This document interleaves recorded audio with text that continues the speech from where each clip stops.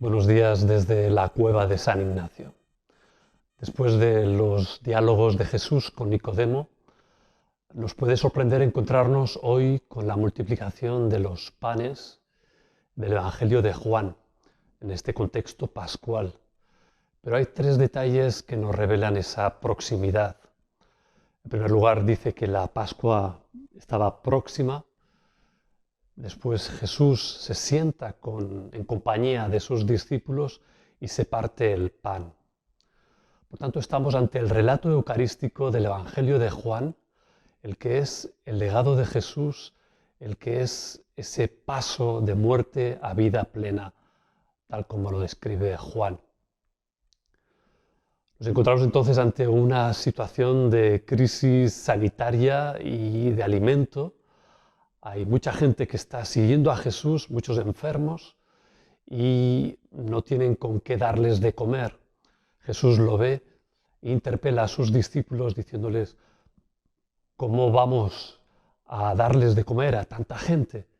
Y sus discípulos le dicen: no sabemos dónde, no tenemos dinero, apenas tenemos, sale un muchacho, 5 panes de centeno y 2 pescados, que sería la ración para una persona, un poco más.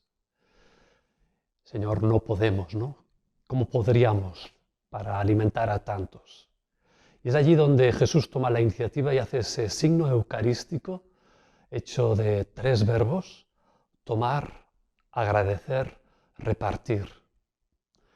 Tomar lo poco que hay, lo poco que tenemos. Agradecer que eso poco no es nuestro, sino que viene de Dios. Agradecer, reconocer que viene de Dios. Y repartirlo es devolverlo a Dios y a su gente. No hay que sufrir porque resulta que de esa poquedad, de ese poco, en el Espíritu de Jesús y en su nombre, eso poco se convierte en alimento para miles, y además sobran 12 canastos, que expresa que hay para todo el mundo.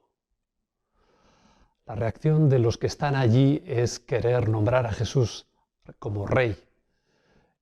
Nombrar como rey a alguien es querer dimitir de mi responsabilidad para ponerla en alguien.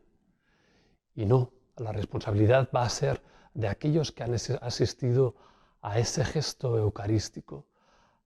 Nosotros, testimonios de la Eucaristía, somos llamados también a tomar esa iniciativa. Pues ojalá se nos conceda.